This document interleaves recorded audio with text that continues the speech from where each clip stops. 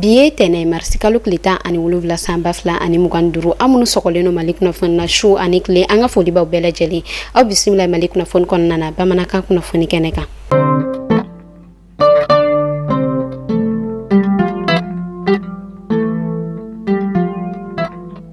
Kunnafoni daminɛna ka sanga ni an ka dati éphémère ye marsi kalo tile 10 ani 7 ni o bɛ bɛn journée de Cabral ma don min ni ale Cabral ale tɔgɔ la don fe Abdul Karim Kamara ni bɛɛ lajɛlen bɛ ale wele ko Cabral ni ale yɛrɛ kɔni kun ye an ka kalandenw ka ɲɛmaaba ye ni a yɛrɛ kɔni a seko ni a dɔnko yira ni a yɛrɛ kɔni bɔnɛna kalan ko ale kun kan ko la an bɛ Ala deli Ala ka badanɛma ko di ani alisilamɛsu bɛɛ lajɛlen ma ka anw yɛrɛ ɲɛ ka an ta don kɔnɔ a yirala k'a fɔ ale yɛrɛ kɔni bɔnɛna ani na ɲinɛ o yɛrɛ kɔni bɛ bɛn a san 45 ma o hukumu de kɔnɔna na fɛn min yɛrɛ kɔni kalandenw sa olu yɛrɛ kɔni bala kana wuli ka jɔba o yɛrɛ kɔni kɛ ka u kun da ka rond-point kan bi nɛgɛ kaɲɛ 14 sanga 50 kɔnɔna na ka taa foli bila ani tasi bila kɛ ka ɲɛsi a ma.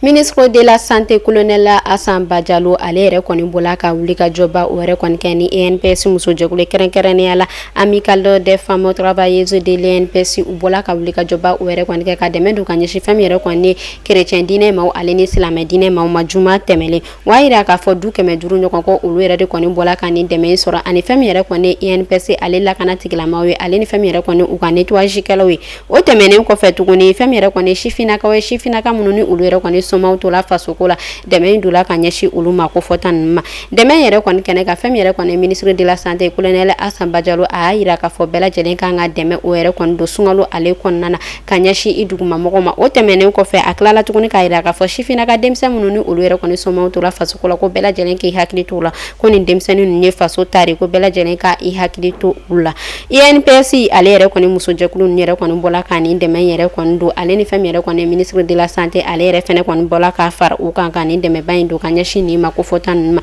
maa minnu yɛrɛ kɔni dɛmɛ yɛrɛ kɔni sɔrɔ u bɔla ka foli bila ale ni tasi bila kɛ ka ɲɛsin u ma u ka nin wuli ka jɔ in na.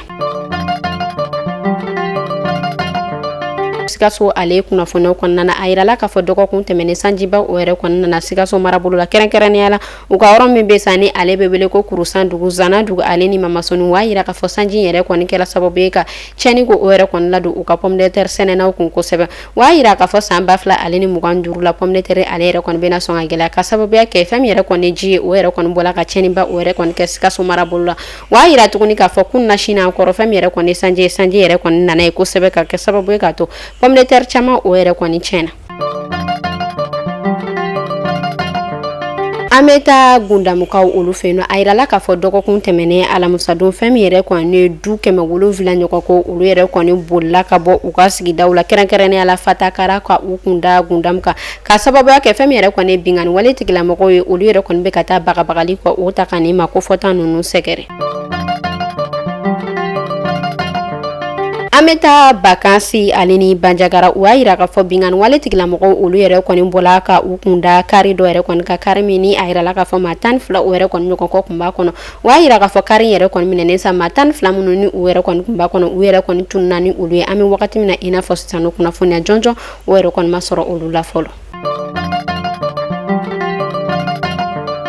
An bɛ taa fait divers ale kunnafoniyaw kɔnɔna na a yirala k'a fɔ fɛn min yɛrɛ kɔni an ka jamana kɔnɔna ye sisan nɔ o yɛrɛ kɔni bɛ farati la kosɛbɛ kunnafoniya dɔw olu yɛrɛ kɔni bɔla k'a yira k'a fɔ bolimafɛntigi dɔw kɛrɛnkɛrɛnnenya la mobili bilemantigi dɔw olu yɛrɛ kɔni b'a la ka yala dugu kɔnɔ ka warimisɛn ko o yɛrɛ kɔni don denmisɛnninw bolo o y'a yira k'a fɔ ni warimisɛn o yɛrɛ kɔni don la denmisɛn min yɛrɛ kɔni bolo sa o yɛrɛ kɔni bɛ yɛlɛma o hukumu de kɔnɔna na fɛn min yɛrɛ kɔni musolaka dɔ ale yɛrɛ kɔni bɔla ka kunnafoniya jɛnsɛn a y'a yira k'a fɔ ko ale yɛrɛ kɔni y'a ye bolimafɛntigi ninnu u b'a la ka wari yɛrɛ kɔni don u ka sigida la denmisɛnninw bolo min yɛrɛ kɔni kɔnɔna na ale yɛrɛ kɔni bolila biribiri ka taa wari yɛrɛ kɔni bɛɛ minɛ ni denmisɛnnin ninnu bolo ka sababuya kɛ o y'a yira k'a fɔ ni denmisɛn fɛn fɛn nin yɛrɛ kɔni ka wari ninnu minɛ ko olu yɛrɛ kɔni bɛ yɛlɛma o hukumu de kɔnɔna na an yɛrɛ kɔni bɛ kunnafoniya ko o yɛrɛ kɔni cari k'a ɲɛsin denba bɛɛ lajɛlen ma walasa bɛɛ lajɛlen bɛ se k'i hakili to i denw na cogoya min na an bɛ Ala deli halisa Ala ka kisi kɛ.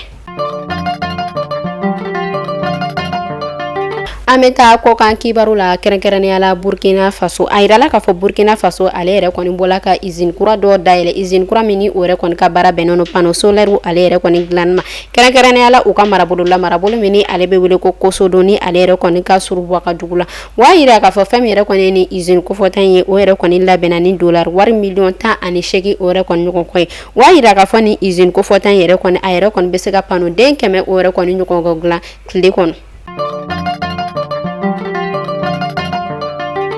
Alisa ameto Burkina Faso ale kunnafoniyaw kɔnɔna a yirala k'a fɔ fɛn min yɛrɛ kɔni Burkina jamana olu yɛrɛ kɔni bɔla ka taa maa 305 ɲɔgɔn kɔ ko olu yɛrɛ kɔni ni lakisi maa 300 minnu ni olu yɛrɛ kɔni tun bɛ bingani wale tigilamɔgɔw ka mara kɔnɔna na a yirala k'a fɔ u ka kɛlɛkɛcɛw olu yɛrɛ kɔni bɔla ka wuli ka jɔba o yɛrɛ kɔni kɛ ka ni mako fɔta ninnu ko u yɛrɛ kɔni lase Burkina Faso fɛn min yɛrɛ kɔni Burkina Faso ale yɛrɛ kɔni jamana ɲɛmɔgɔ capitaine Ibrahim Traoré a yɛrɛ kɔni wele ko o yɛrɛ kɔni bila u ka gouvernement warabolo ma walasa u yɛrɛ kɔni bɛ se ka taa u ɲɛda ni maa ninnu kan wa yira k'a fɔ ni mako fɔta ninnu u yɛrɛ kɔni u lase Wagadugu walasa fɛn min yɛrɛ kɔni u ka kɛnɛya u bɛ se ka sigi sen kan cogoya min na o tɛmɛnen kɔfɛ gouvernement marabolo ma a yɛrɛ kɔni taara ka taa a ɲɛda ni mako fɔta ninnu kan k'u ka lahalaw ko olu yɛrɛ kɔni dɔn wa yira k'a fɔ fɛn min yɛrɛ kɔni kɛnɛya tigilamɔgɔw ye u yɛrɛ kɔni bɔra ka wuli ka jɔba ko u yɛrɛ kɔni kɛ ka olu lase ni mako fɔta ninnu ma walasa u ka kɛnɛya u bɛ se ka sigi sen kan cogoya min na ani u ka baloko u bɛ se ka sigi sen kan cogoya min na ka sababuya kɛ u y'a yira k'a fɔ ni mako fɔta ninnu ala lajarabi caman o yɛrɛ kɔni sɔrɔ u y'a yira k'a fɔ fɛn min yɛrɛ kɔni dumuniko dɛsɛ ne an bɛ ale wele ko malnutrition o yɛrɛ kɔni kun b'a dɔw la fɛn min yɛrɛ kɔni ye traumatisme o y'a yira k'a fɔ o yɛrɛ fɛnɛ kɔni kun y'a dɔw sɔrɔ ni o hukumu kɔnɔna na u yɛrɛ kɔni nana ni docteur suguya caman ye walasa ka ni maa ninnu ko u yɛrɛ kɔni ka kɛnɛya sigi sen kan a yirala k'a fɔ fɛn min yɛrɛ kɔni Niger ale ministre du pétrole kɔrɔ Mustafa Barke ko ale yɛrɛ kɔni tunna a bɛ wagati damadɔ o yɛrɛ kɔni ɲɔgɔn kɔ bɔ kunnafoniya olu yɛrɛ kɔni bɔla k'a yira k'a fɔ janvier kalo tile 13 ka don janvier kalo tile 14 san 2025 la fɛn min yɛrɛ kɔni civil laka dɔ ye olu yɛrɛ kɔni bɔla ka i kun da ni ministre ale yɛrɛ kɔni ka so ka taa fuyeliw yɛrɛ kɔni kɛ ko fuyeliw yɛrɛ kɔni kɔfɛ u yɛrɛ kɔni y'a minɛ ka tunun n'a ye an bɛ wagati min na hali n'a fɔ sisan halisa kunnafoni jɔnjɔn o yɛrɛ kɔni ma sɔrɔ a la fɔlɔ.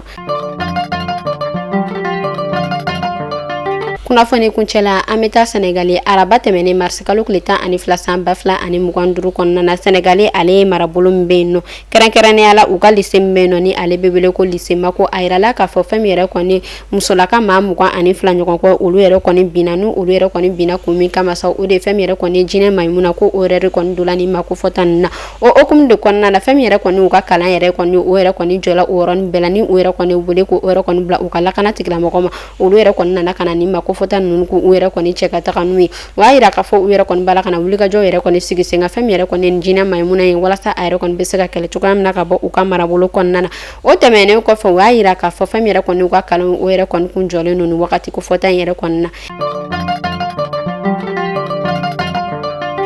Ni ne kun bɛ dansigi kɛ bi kunnafoni na an ka foli b'a lamɛnbaga jɛkulu bɛɛ lajɛlen Mali kɔnɔ fɔ Mali kɔ kan aw k'an bɛɛ sini ni Ala man ka jɔn na.